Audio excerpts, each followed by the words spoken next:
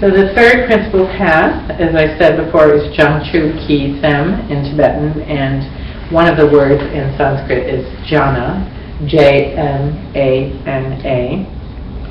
And I'm sorry, I said the wrong Tibetan. That was the Bodhicitta one. The Tibetan is Yang Dakpe Tawa, and it means the correct view of the nature of things. So again, I try to put these into logical steps that one would follow to gain this wisdom. And to do that, first of all, you want to have a correct understanding of reality. You have to think that I don't have the correct understanding of reality now, but it would be helpful to know how things are really working. Because perhaps if I understood that, then I could make changes that would be long-lasting.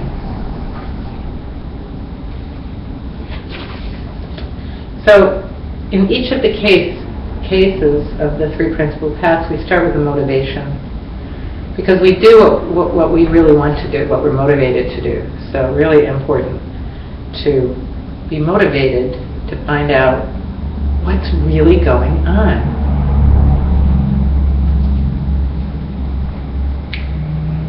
And then secondly, you have to get a good worldview about how things are happening. You have to be open, willing to accept the possibility that maybe you don't have it right. Maybe a little self-correction.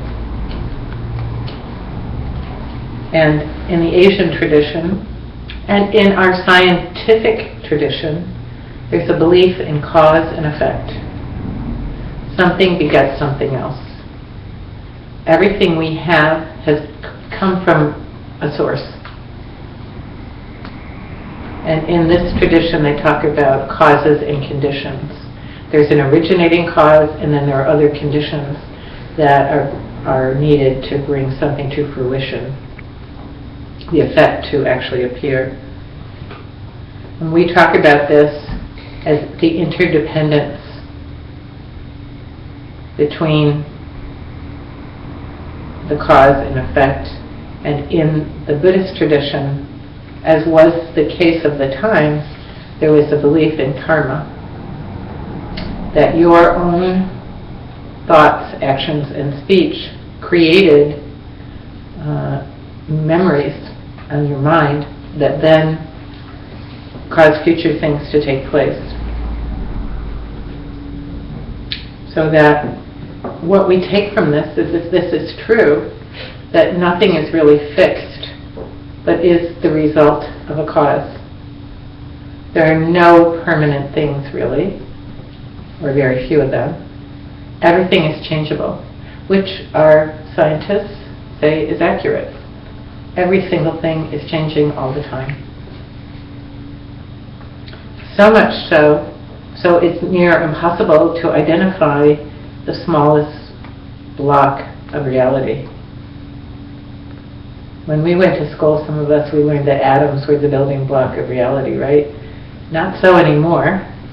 I don't even know what we're up to now. What does science say?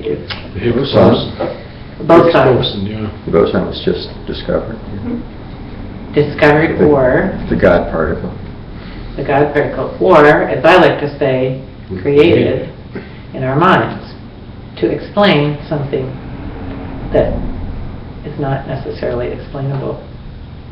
I think, we often, as we study this more and more, we wonder, is science really discovering stuff, or are they actually creating what is logical to them? Multiverses? Nobody could figure out where the Big Bang came from? Well, let's suggest that there have been bunches of them. That kind of takes care of that. Just saying. That's one way I interpret this. Which is very exciting, if you think about it. That means what we think of, we can perhaps bring into reality. And that's what this is all about. This wisdom. Try to get a handle on how things are really working, if you can, it's possible that you can make things happen in your world. But you have to have some belief in this idea of you create causes and then an effect is going to happen from them.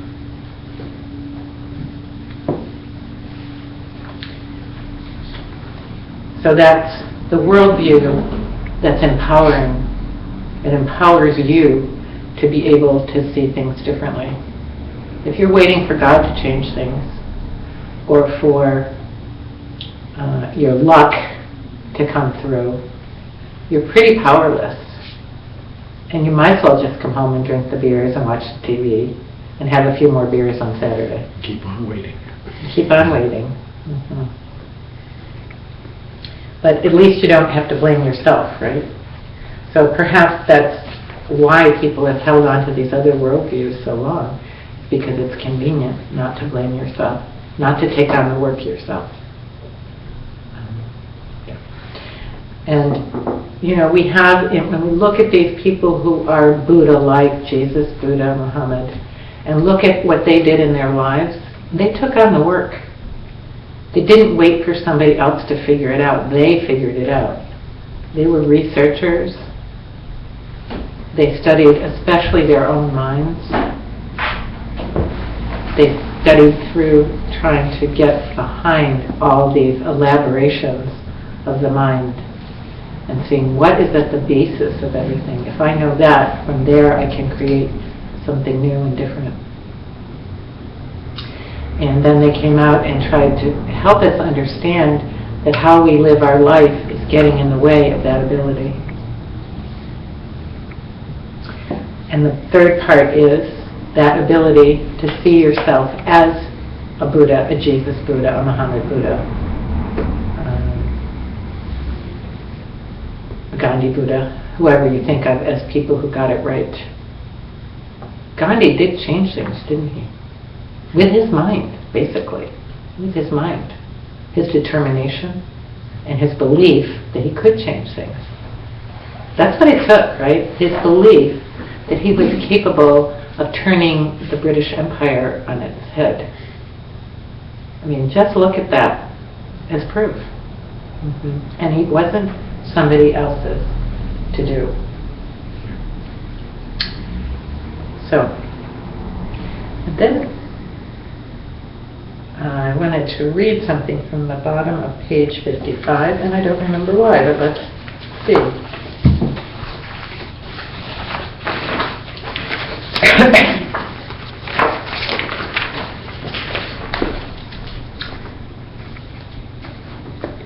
Thus we can say that renunciation and compassion are the same state of mind, just that one is developed by meditating on your own situation and the other by meditating on others' situation. So that actually relates back to the two earlier paths, but it's kind of interesting to think about.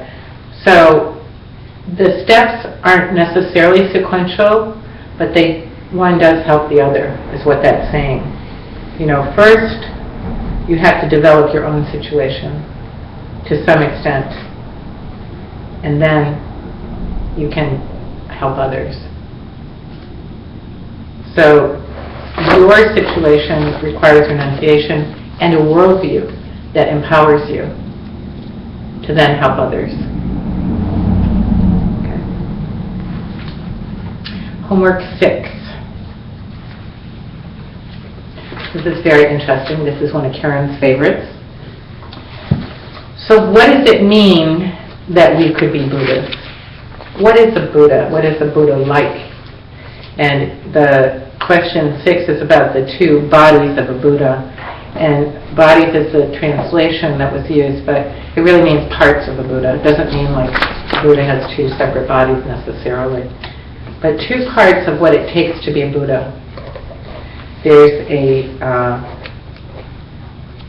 physical-ish, got the ish part, and a mental part.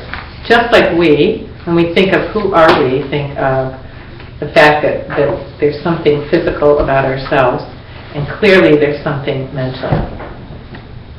You know, we girls always wanted guys to like us for our mind, but must say they recognized we had another part often. I'm sure the guys had a similar phraseology. I don't have to know. You didn't do anything to promote the latter either, did you? Well, certainly the culture doesn't, the magazines don't, but anyway. So the first part of a Buddha is called the Rupa Kaya in Sanskrit. It's just the way it sounds, Rupa Kaya. And it's Sukhu in Tibetan, that's in your notes. And it means body of light. So a Buddha has a body, but it's really an energy body.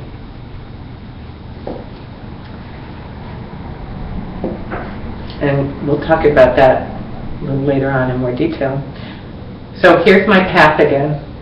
In order for you to accept that you could possibly have a body of light, first of all, you have to accept that your physical body is going to die. You have to really accept that and stop holding on to it and spending all your time caring for it. You need to keep it healthy so you can continue to learn and grow, but it doesn't mean you have to dress it in fine fake furs like I did today. Just something from my past that I still have. So first of all, accepting that the physical body is going to die and that you don't know when that's going to happen. What? Why not? Why not? You just don't have to spend all your time figuring out what am I going to wear, which earring goes with which thing. It's just, some of that stuff takes up so much of my time. I found that out since I moved in. I can't get at any of my clothes or things because they're all tucked away in shrink wrap. So it's very interesting. It's very freeing to not be worrying about how I'm going to don my armor. And not matching. And not matching. Yeah. Well, I took all the whites and the darks, so just white and dark always goes. Anyway, sorry, giving my own little stories here. Secondly, according to the yogic tradition, and maybe not just the yogic tradition, maybe our own science is agreeing with this, besides our physical body, we have an energetic body, according to the yogic tradition. There's energy running inside this thing that we call our body, and maybe outside it. They talk about as you breathe out, you are sending something out which has some energy to it. We know that because you can take a temperature, right, of that exhale. So it's got some energy to it, and we inhale energy. So we have an energetic body inside of us, and maybe not just inside of us. Maybe it goes in and out, and maybe it's quite more expansive than we think of.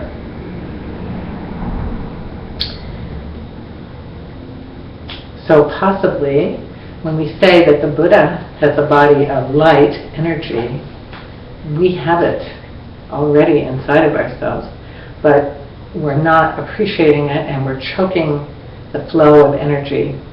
That's what we're told by the yogis, is that we have these things inside of us, these circling swirls of energy called chakras, where things that should have passed through our mind and gone out like clouds didn't.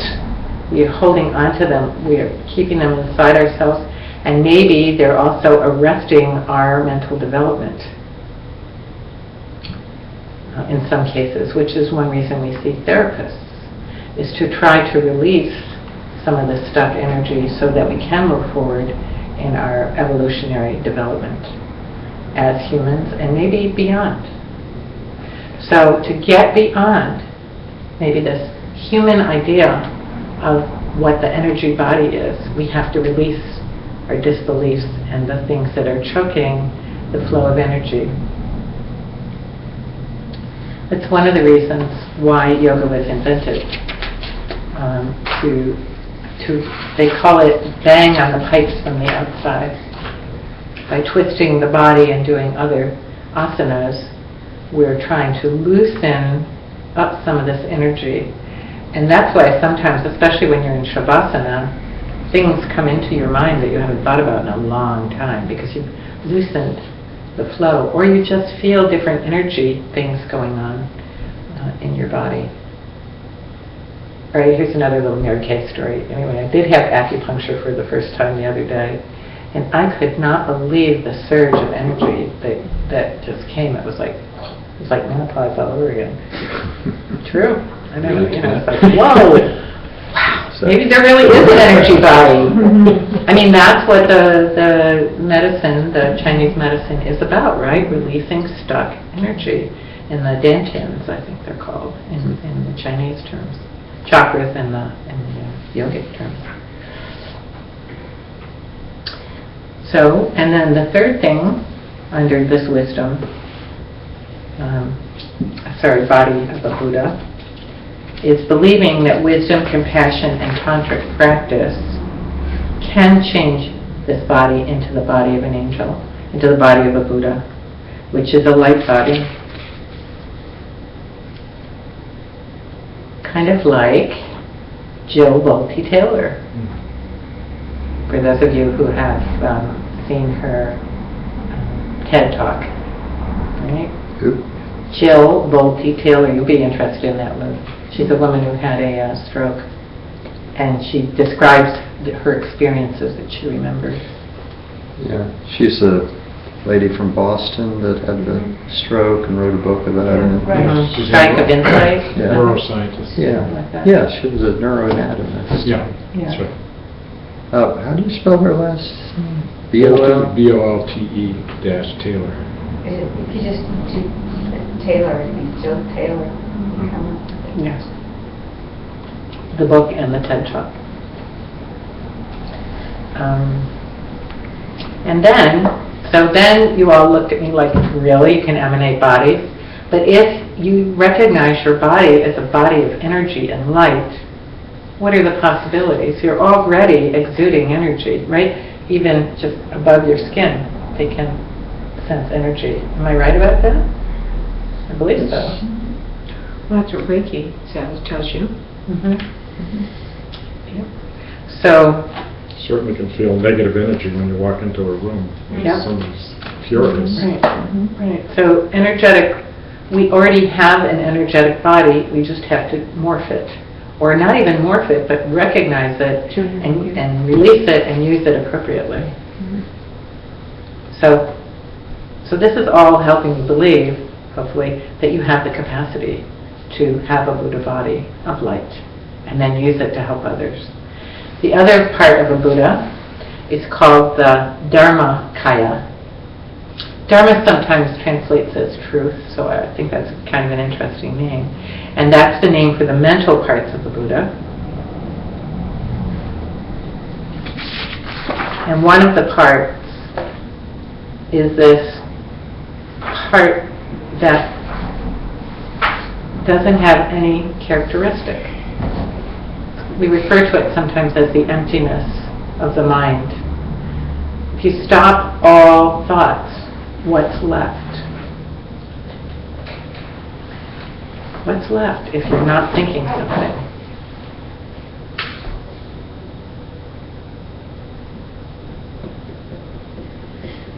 The breath. You're sensing something.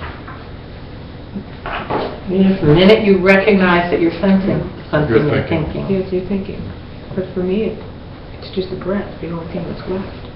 I mean, If you're aware of the breath, then you're thinking something. Well, no, I mean, it's happening automatically. It doesn't necessarily mean that I'm thinking about it. And if I don't name it, but it's there.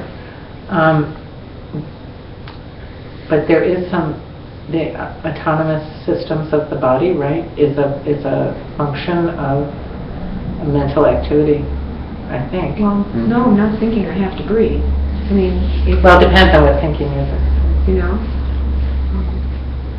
Anyway, but that's the exploration, isn't it? That's the exploration. What is left? And what is thinking? Anyway, the belief is that a Buddha is aware of this, that underneath it all there is a blank slate, so to speak. Again, the potential to change things, to create things differently, to change our thoughts about things. So, We have these ideas that we get stuck on as if they're immutable. And that's not so. Everything's changeable because nothing is inherently fixed according to the Buddhist tradition. And that is the truth of how we can end our suffering or become happy if we start recognizing that nothing is unchangeable. So that's often called the essence body of a Buddha. So the part of the mind that is empty. And then the other part of the mind is what we talked about before, that omniscience part. So just going through this again, there are actually two parts of the physical-ish body of a Buddha, the energy body. One is this energy itself, and the other is the ability to turn it into multiple bodies to go out and help people. That's the emanations, called the emanation bodies of a Buddha. And then in the mental parts of a Buddha, you have the fact of nothing fixed, the emptiness, and then the ability then to understand everybody's needs so you can help them. So becoming a Buddha is all about helping people. So those people who we describe as Buddhas, Siddhartha, Jesus, maybe Gandhi,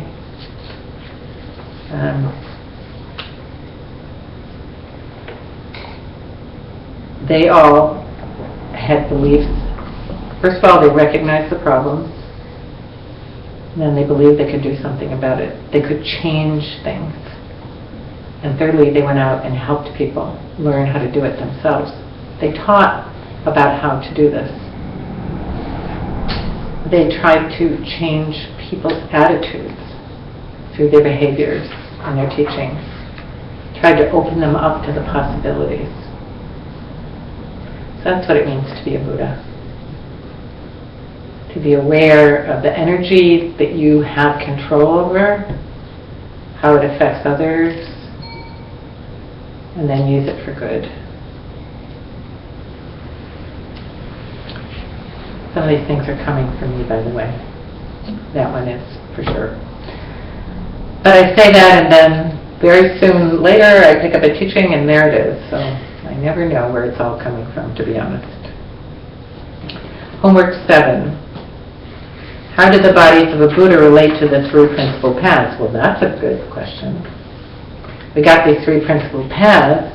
How can I use them to get these bodies of a Buddha?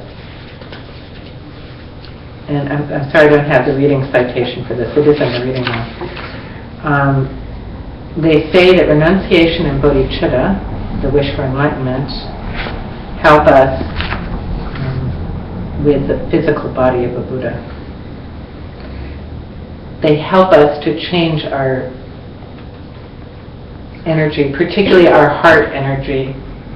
They say our energy emanates from the heart, the Asians do. And I guess you could say that medically too, that our life force comes from the heart pumping. It certainly came from, I was thinking of a bunch of Buddhists being lectured by a neuroscientist in Dharamsala, and how the guy brought out one of his colleagues, probably a graduate student, with all these EEG monitors on his head, and he was talking about this is where his thoughts came from, and all the monks listening were just sort of giggling and chortling and laughing. And they said, no, it comes from here. You don't have any of those little monitors sticking over here.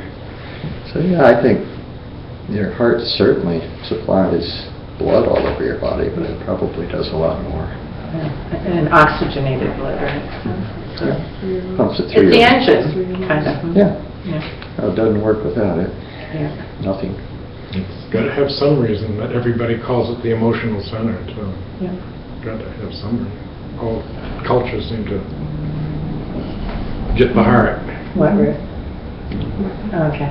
And in the yogic tradition that we study, supposedly this is where we're tightest, created by our self-centeredness, you know, and our fear of losing things, of things changing. We just close it all in, and we're not open to all these Buddhas that are walking around trying to help us, you know, homeless people and other people like that who we shy away from, could be delivering the most important message to us that we could ever hear.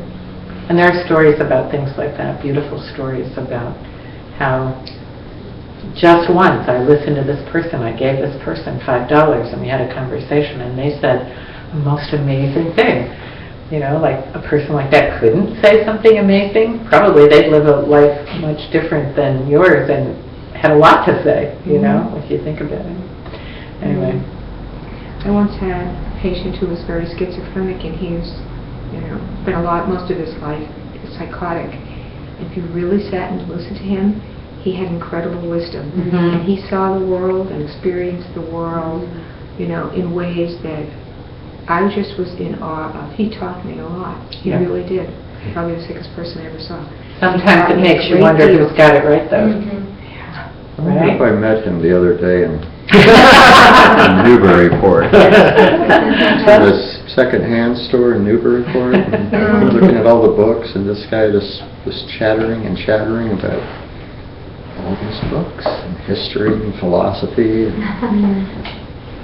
And I blew my chance to probably learn a lot from him. Yeah, so don't do that anymore. Because you miss so much, you know. If it's, you know, and why, you know, suspend disbelief, really, and let it happen and see what comes of it. As I said, try some of these Buddhist ideas.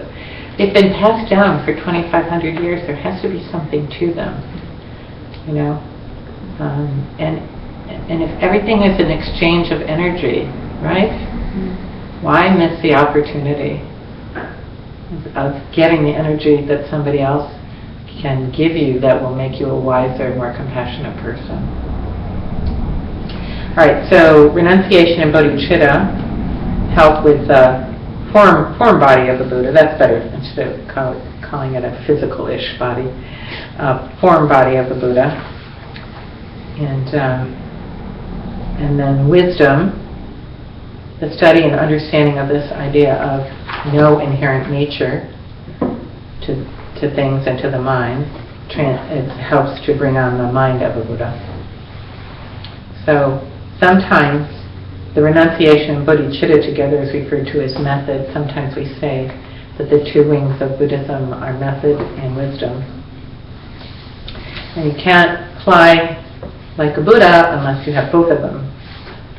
Both the compassion, renunciation, and the wisdom, the understanding that everything is changeable, because everything is without inherent nature. Okay, number 8 is about tantric practice, the highest practice in Buddhism. And it says, do you have the homework open, Craig? I do have it right here. What's the question? What is the relationship between the three principal paths and a tantric? And tantric, okay. So tantric practice is really very much about working with those winds, about transforming the energy that affects the mind and body. And it's based on having some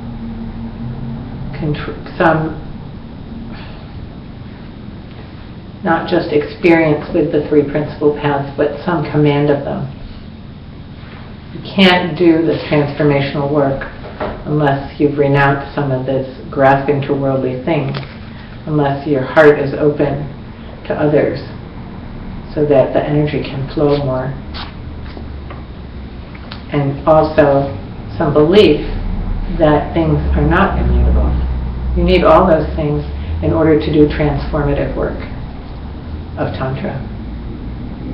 Using the energies, unblocking them and using them. So, as I said when we started looking at the source of all my good, to get to these higher teachings, you got to move through renunciation and compassion and wisdom, all that's described in scope 1 and 2 and part of 3. Have to really kind of, take them on in earnest and with some belief before you can do the other kinds of interesting energy work. Without them, you won't be successful with the tantric practice, and with them, you will almost certainly succeed. But to get to that level, you need a close teacher. So I have another handout, last one today, that describes, and most of you have this, including Ruth, but you can certainly all look at it again. This is from a great website, Buddhist website called Berzin Archives, Berzin. He's actually written a book about working with a teacher, calls it a spiritual teacher. The book is called Relating to a Spiritual Teacher, and these are just some excerpts from it about the different kinds of teachers that you might have to aid you in your developing Buddhist practice. And so the bold titles are the different kinds of people: a Buddhism professor, maybe somebody who studied religion in college; a Dharma instructor, that's what I'm doing now, I'm instructing you on the Dharma; a spiritual mentor, somebody who meets with you personally and helps you figure out what steps to take. And then in the Buddhist tradition, at least in the Tibetan Buddhist tradition, and in most of them, there are vows that people take to help them. The vows are just commitments that you make to change your life, basically. And they say if you make a pledge like that in front of others, then it's a stronger pledge. So some people act as overseers of you taking vows, and that's a vow preceptor. There are 3 levels of vows in Buddhism. The refuge vows, which says, I think I'll try this Buddhist thing on. The bodhisattva vows, which is, I think I'll try being a spiritual warrior and putting others ahead of myself. And then the tantric vows, which are to help you do the energy work and other things, which I can't tell you about because you have to get through the other set of vows before you can hear about the tantric vows. And when you get vows from a person, they become your preceptor, or somebody that's there to help you if you need some help with your vows, basically. But particularly with your tantric vows, they call that person a tantric master because they are really close to you, close in helping you with the highest practices. And there's someone they call a root guru who, you kind of follow very closely. So that's just some information. If you want to hear more about this tradition of a spiritual teacher, I really suggest you go to the website. You can see the whole book on the website. Or you can buy the book, but it is available on the website. So it's berzinsomething.com? Berzinarchives.com. I think he has it as both com and org, but I'm not sure.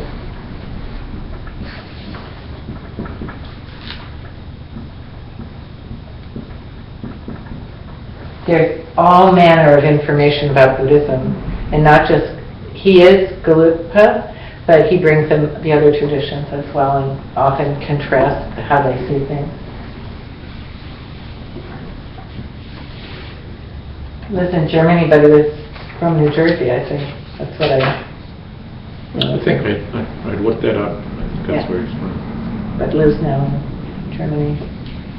Really amazing information. The search engine, and you plug it. If you hear a word and that you don't understand or whatever, just plug it in, and then you get pages and pages of explanation. Very helpful. So,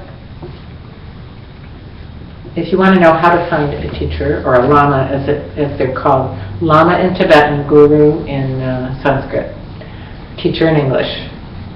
So here are the qualities you should be looking for. Controlled.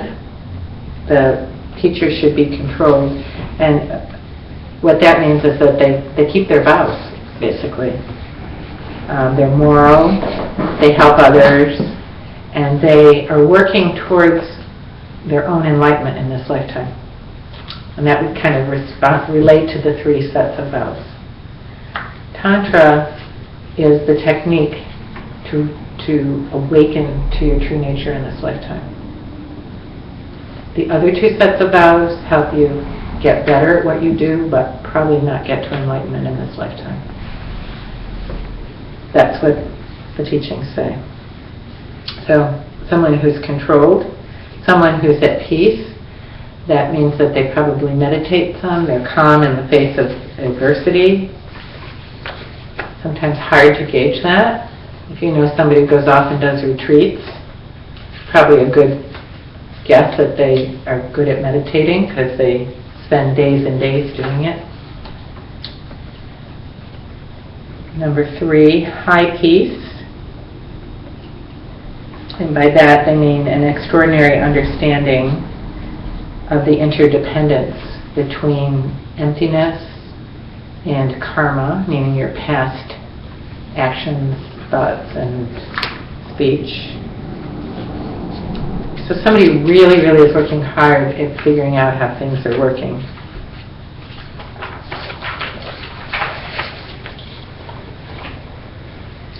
Through study, meditation,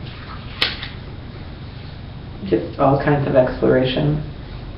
4, has spiritual qualities that exceed those of the student. Why else, why would you want somebody that didn't? Because where are they going to take you, right? How are they going to help you? 5, joyful effort in doing things, especially teaching and helping students. 6, is well studied in the scripture and has a broad knowledge base about, in this case, we're talking very Buddhist things, so Buddhist philosophy, but maybe other philosophy and other religions as well is a good thing. 7, be great if you could have a teacher who has perceived this emptiness nature of things directly. But Geshe Michael says it's extremely rare, probably only a handful of people on the planet. And so he says, at least find somebody who has a very deep intellectual understanding of emptiness and who is good at explaining it.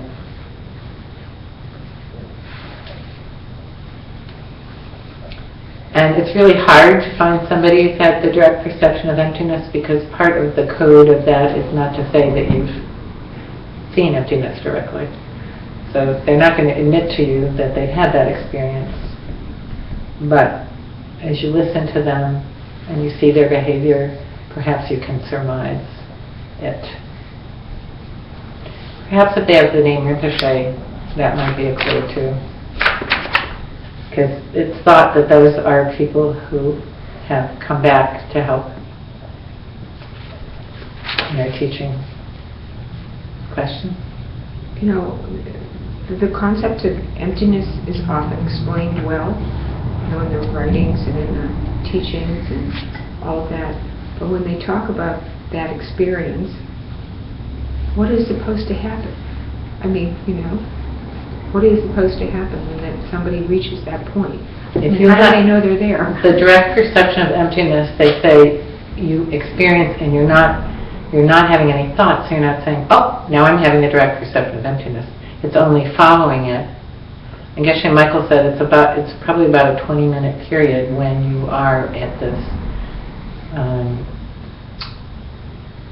experience, and afterwards it comes to you, what's happened to you, and all kinds of things evolve in your mind afterwards. You know that you have seen the nature of the Buddha. You've seen a Buddha's mind, that you've seen emptiness, that you, as part of this experience, have seen your own future. You know when you're going to actually become awakened. You know that your name is meaningless. You know, the name that you call yourself isn't who you really are. What else? I'm trying to remember. There are 8 different things that you experience. It's called subsequent wisdom.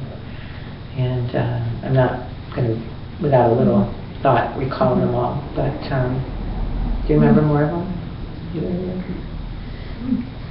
But did you stay omniscient? I mean, for a period after you're supposedly able to read people's minds. Read people's So like 24 hours or something. Yeah. Was it? Yeah, something like Things that. like that. So there are a whole bunch of things that transpire following. Yeah. But while you're in it, since you're not having thoughts, and they say that's why they can't describe it. It's indescribable. Because there were no thoughts that you were having while you were in it. So they say it's like water pouring into water. What else? I can't remember all they try to use different analogies. It's like the reflection of the moon in water. I don't know. I like to think of it as floating, being totally weightless, and being at total peace.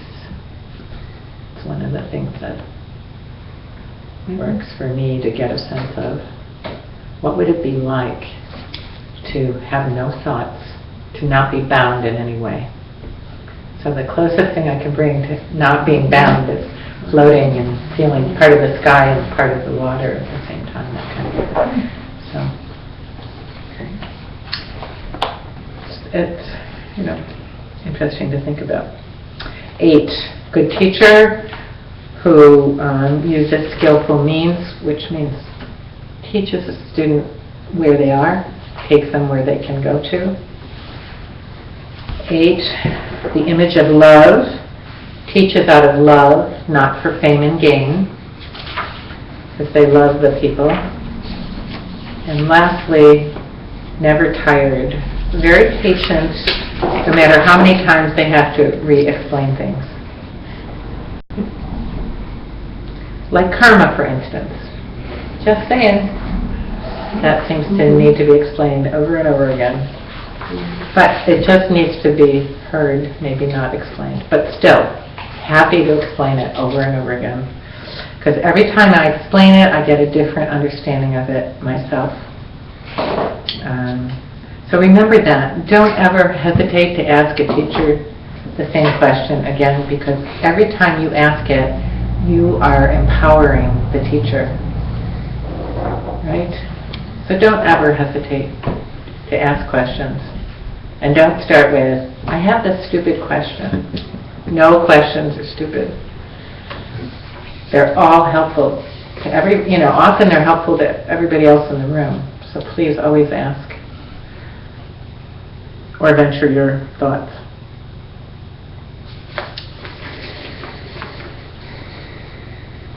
So he said, find a qualified teacher and devote yourself to that person. Commit to serious practice. And what that means is, you do what your teacher tells you to do. That's how you commit to a teacher. Otherwise, what do you have the teacher for? You think you're going to do it on your own? How's it work so far? That's what Larry Mood always likes to say. How's it working for you? And then Geshe Michael said, so it's very difficult to find somebody with all those qualities. He said, just look for the first 3. The first 3, by the way, are called the 3 extraordinary trainings: morality, meditative concentration, and wisdom. The sense of how things are really working. So, What did you call those first 3? I'm sorry. Extraordinary what? training, Training. Okay. which you're going to hear more about. Okay.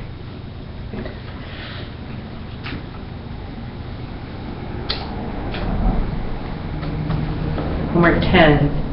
How about the qualities of a student now? 1. Free of preconceptions. Willing to reconsider their worldview.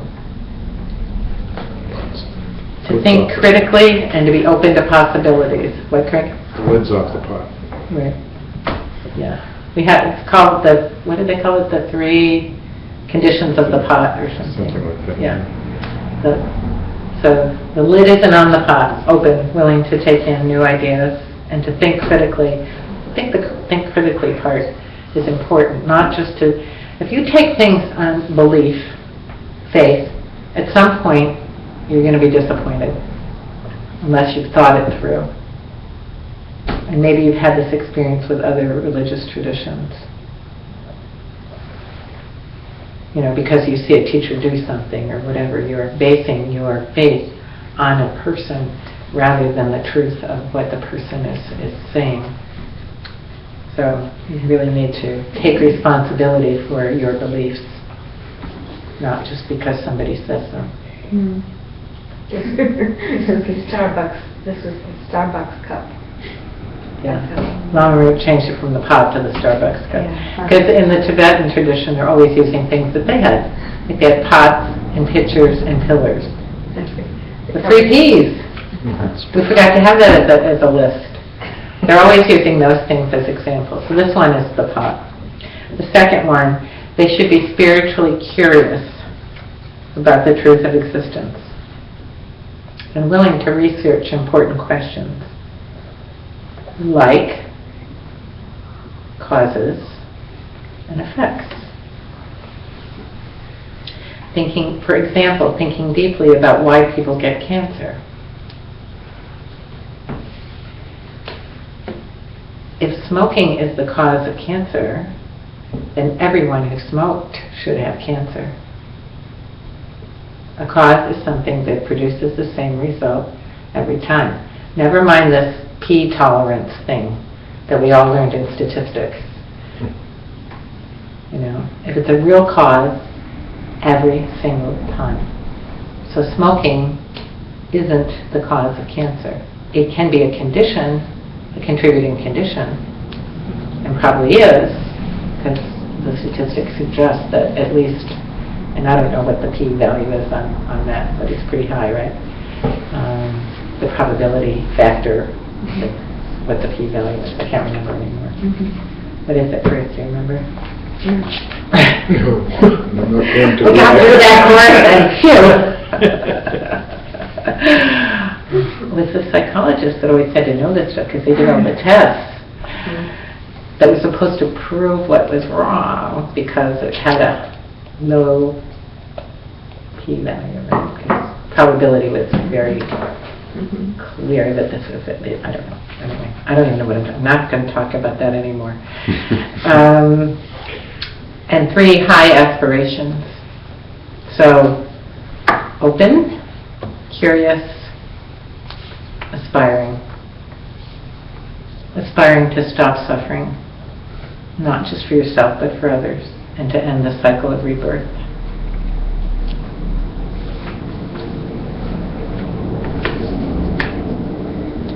Homework 11 is about samsara, the cycle of rebirth and suffering.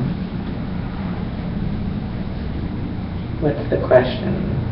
What is meant by the cycle of life or samsara Right. in Sanskrit? So, right, korwa. Korwa is the Tibetan, which means circle. The cycle of life being forced on us because of our past experiences. So, we say that we have these mental afflictions, things that are causing us unhappiness, particularly things like pride and jealousy and desire and aversion and doubt. All these things are things that we have brought into our lives from our past experiences. And those are the things that are forcing us to be unhappy. The way it's stated in the answer key, it's the impure parts that make up our suffering being. And we bring those with us from life to life. So in the Buddhist tradition and all the Asian traditions, as I said, there is this belief in ongoing lives until we get it right. And the body, physical body dies, but there is some energetic mental level that continues on and takes with it some of these karmic markers, if you will, like mental DNA, so that whatever position you take up in your next life, you have propensities to repeat what's happened in your past life until you clear that out of your system. Because of cause and effect, it's a perfect balance. There's, a perfect justice system, supposedly. If you do something negative, you have to pay the piper at some point. Unless you've done something to ameliorate it, which we talk about being possible through something called the Four Forces, which I call Buddhist confession. Mm-hmm. Just acknowledging that you did something intentionally to be harmful, or to be, that one would call especially immoral or things like that. Acknowledge that, and then say, I wish I hadn't done it, have regret, and then make some restitution in your mind or through actions, and also make a commitment to try not to do those things again. That's sort of what the Four Forces are about. And we've probably done this just naturally ourselves. But until you clear something you've done, negative, out of your mind, it's there. Even if you repress it, it's going to come out eventually, if not in this life, in another life, and have an effect on you, a negative effect. Create the suffering, which the Buddha described as what he saw when he went out with his charioteer, right? Old age, suffering, and death. Old age, sickness, and death. That's what samsara is about. Those things are going to come because of our past experience. Also, sometimes those things seem far away. So I like to read this other list of suffering because it brings it home to me. On page 51.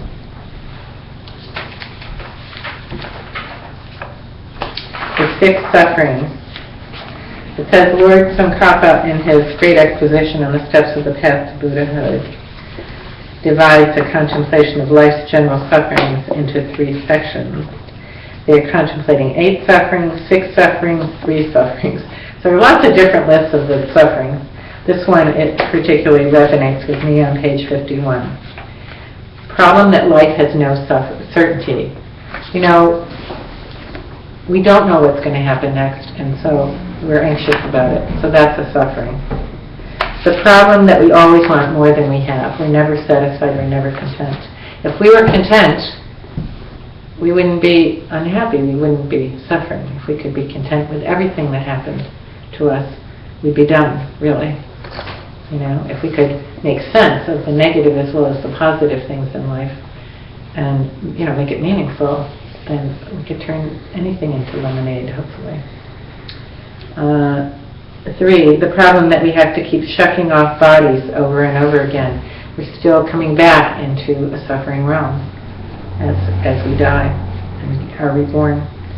The problem that we have to keep going into a new life over and over again. So we have to die and we have to be born. Both of which are very painful for the person doing it, as well as for the person giving birth. The problem that we go up and down in our fortunes in life over and over again. Does that resonate with anybody? And the problem that no one can come along with us. Ultimately, we are alone. How many people have you lost contact with in your life that you were close to, for instance? And when you die, they're not going with you, and they can't stop your death. So,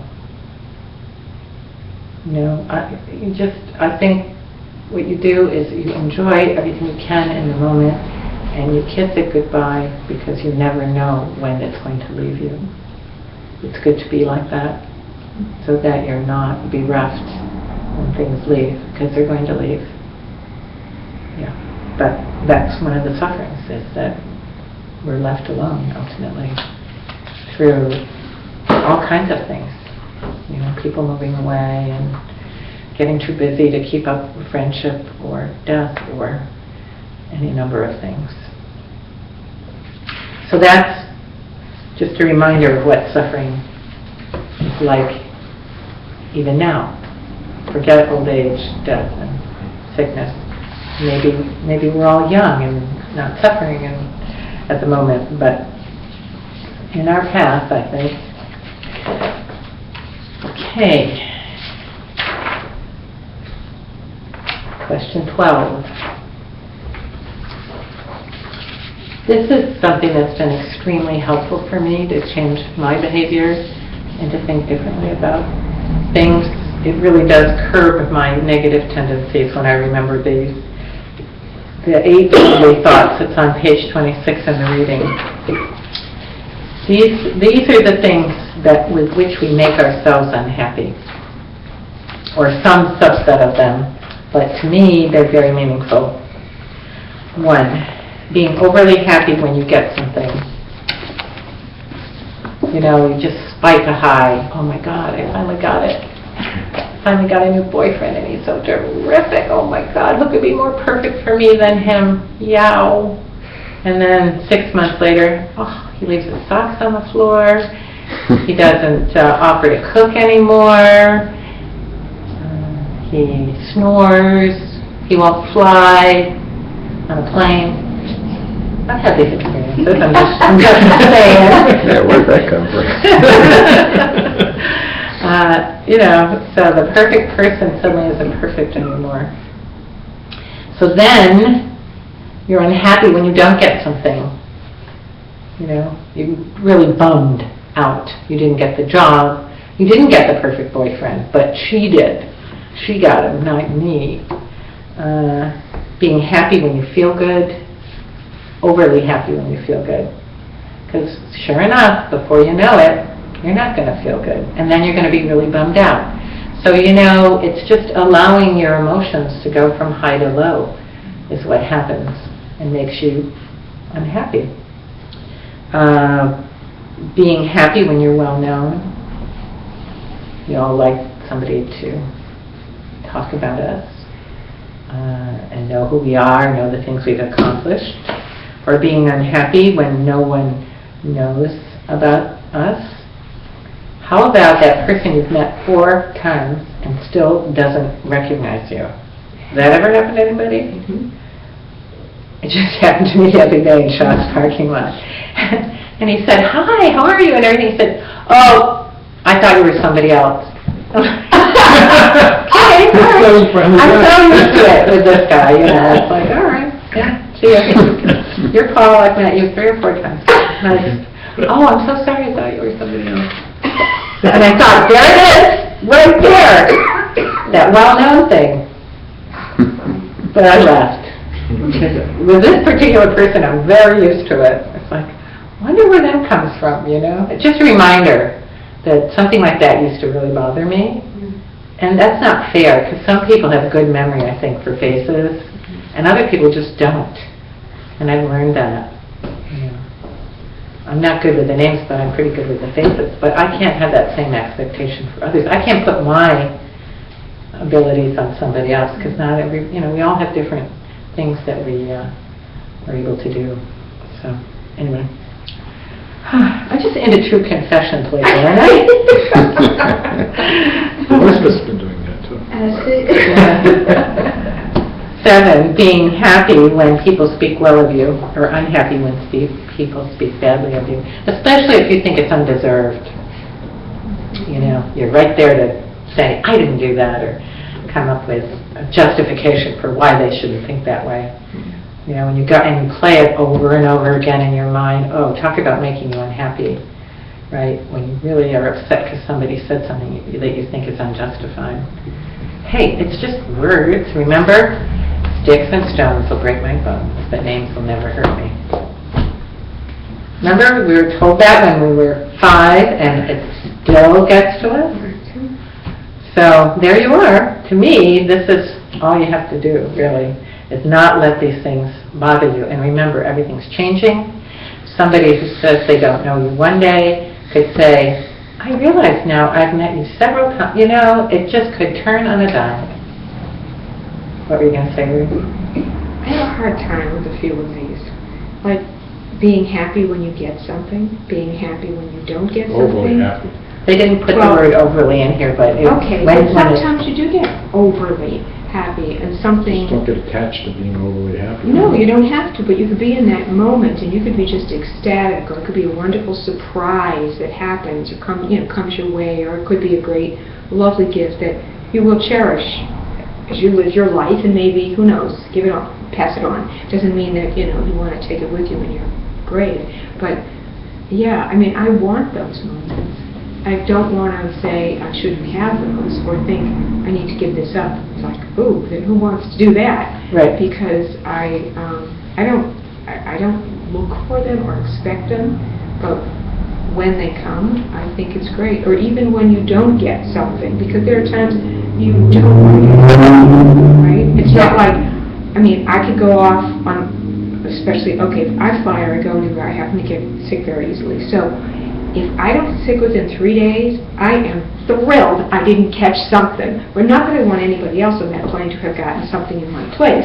I'm just saying, this is great. I can't believe it, because I used to just sort of wait, load it up with my antibiotics and my everything else as I travel, think, oh, I'm going to get sick. I always get sick. That was worse, thinking that way, being prepared, getting the prescriptions, and then, but I would be so happy, and I am. I'm just happy when I don't get sick when I travel. I think, and it probably is overly happy. I mean, I'll announce it. I'll tell people, I'll email them, I'm not sick, it's day 4, and I'm happy. I think what you said is really nice, that you said, it's not that I want somebody else to get the sickness. Oh, God, no.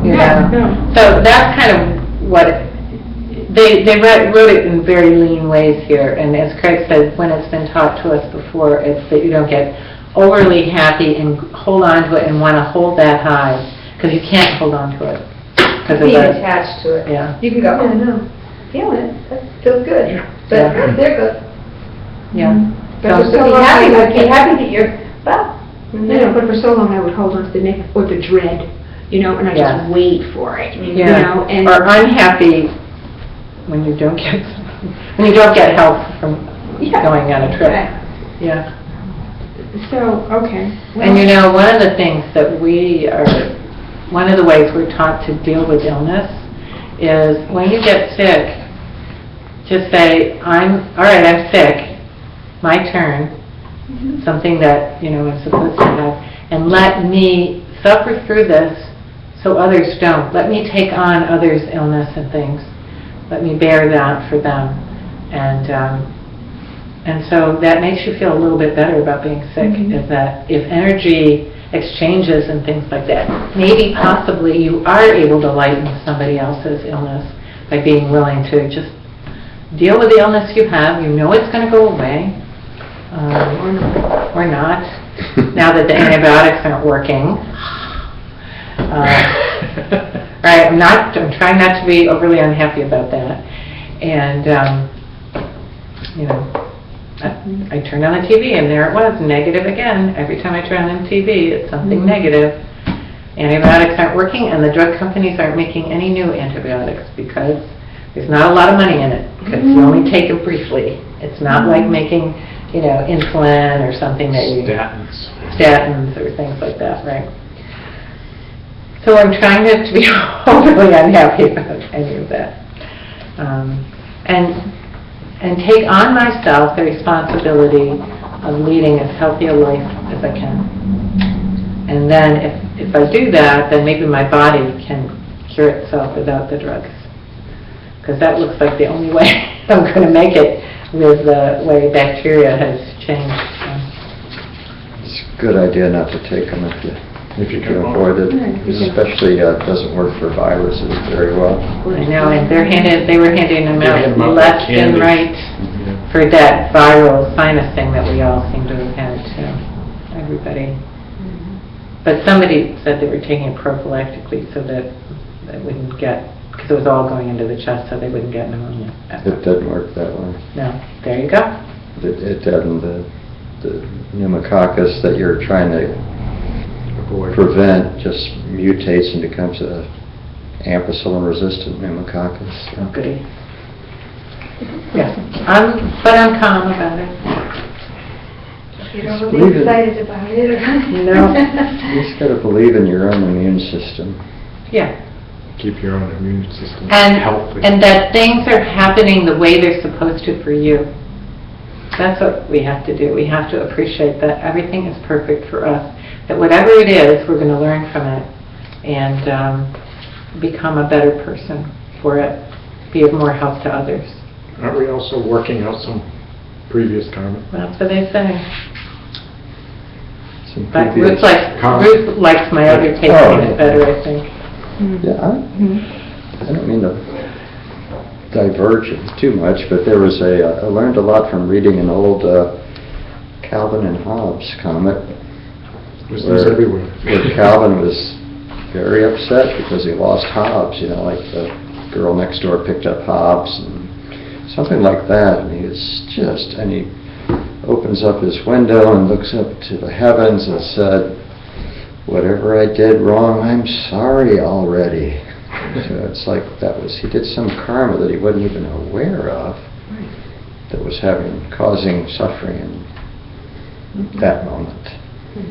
Anyway, life feels like that something. Sometimes it does, and one of the things that we learn is don't dwell on the past, and don't have real, specific hopes for the future. Just live in each moment, and know that if you're a good person, that those negative things coming to you will diminish, or they will be meaningful. They'll be a teaching for you, as I was saying. So stop worrying about past things, because you can't change the past now. So just accept what comes and hope that, especially by saying, all right, I'll take this on because it's something that I created, but let me also take it on for others who maybe have done similar things I have done. And let me learn from this how another person is feeling. Like people who can't remember faces, for instance. And learn from this that I'm fortunate to kind of have that skill, whereas other people aren't. And people get offended when they're not remembered. Anyway. All right, homework 13, now we'll take another break. We forgot 12. I forgot 12, I'm sorry. Is this karma? Yes. Oh boy, that's why I forgot it. Okay. Oh, that's interesting. What was the 8 worldly thoughts? That was 11. 11, okay. No, it's 12 on the homework. Oh, 13, I'm 13. Yes, there it is, 13, thank you. 13 is into principles. Sometimes my numbering gets off. Mine was Okay. off, obviously. Yeah. Okay, 13, it's in the reading on page 44, the 4 laws of karma. Craig? Karma is certain. Karma grows.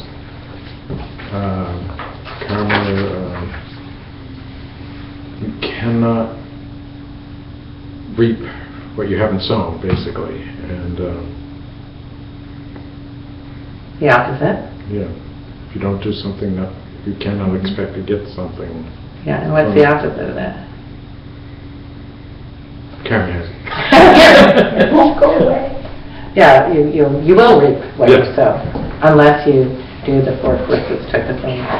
So, just to put it with a few more words, karma is definite, means that if you do something good, there will be some good effect. If you do something bad, there will be some negative effect. That's the way it works, that justice system that I mentioned. And it isn't always about doing either, it's about thinking. It's important to remember It's about intention, too. Just because we don't maybe follow through with something, all that negativity that we had in our mind about the person or the event has an effect on us, a negative effect, whether we actually put it into play or not. So good begets good, bad begets bad. That's what they mean by karma is definite. Consequences are greater than the causes, they say.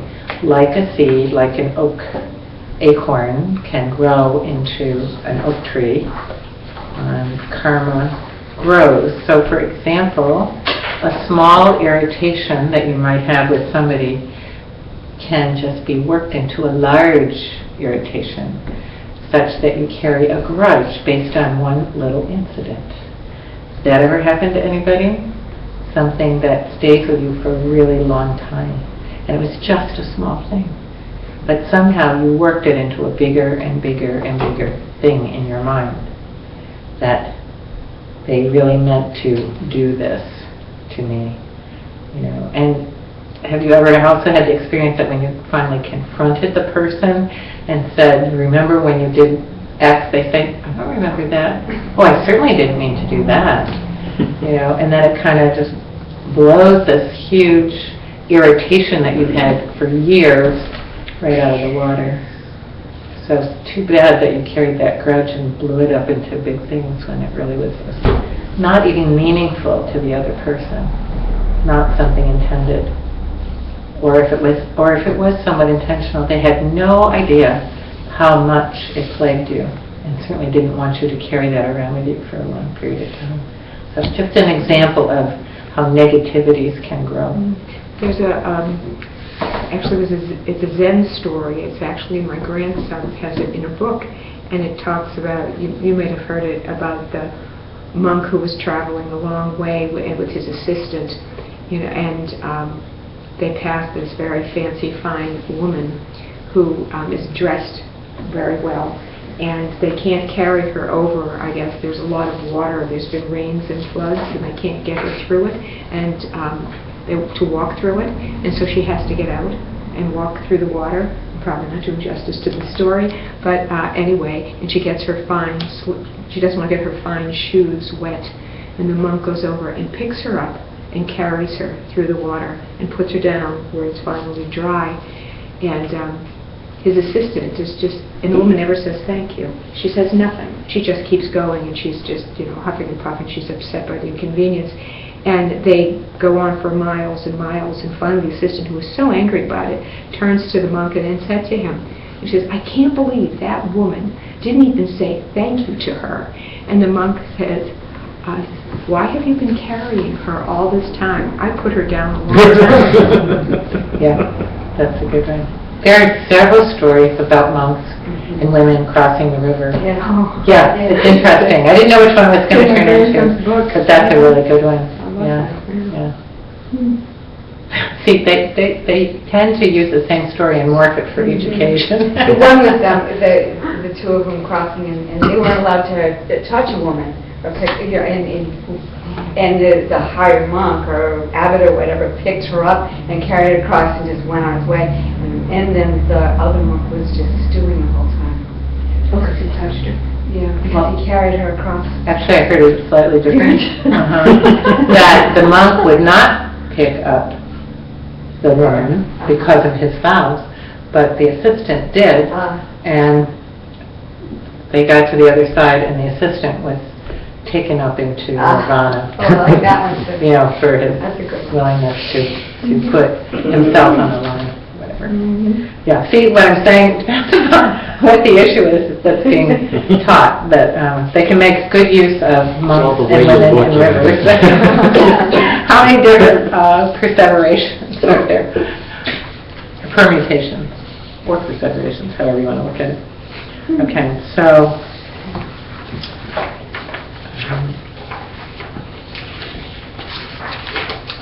is that it for the first class? Yes, let's take another break, and I'm going to have to speed my way through the second class. I found some chairs. If you could just keep that, that'd be great.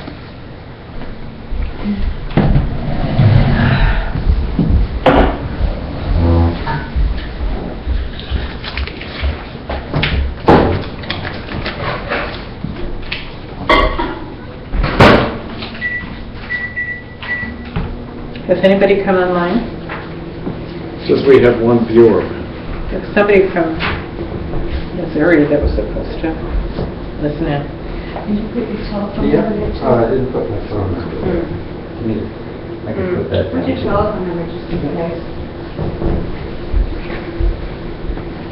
In case we can't reach your writing, right? There's, at every teaching when we take names, there's 2 or 3 that we don't get right on their emails.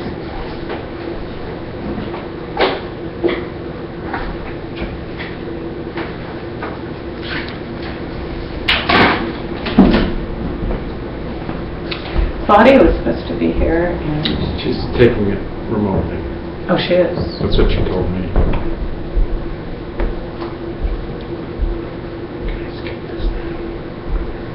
Are we still on the air?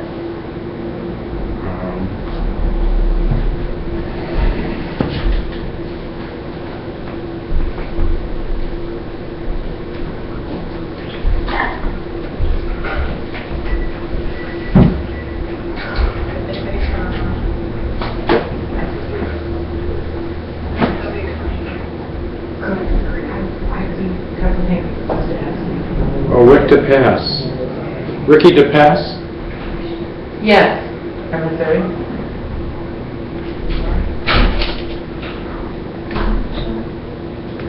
So if in this class, we just get the recordings, we can't see it then? You can see it. Oh, it will be like a, what do you call it? A video. Podcast, a video? Yeah. I'm sorry, I took over. Just like that. Great, 'cause I'm gonna be That was away fine. I from- thought it was very good. So that'd be great. Yeah. So I just listen. But then, Good.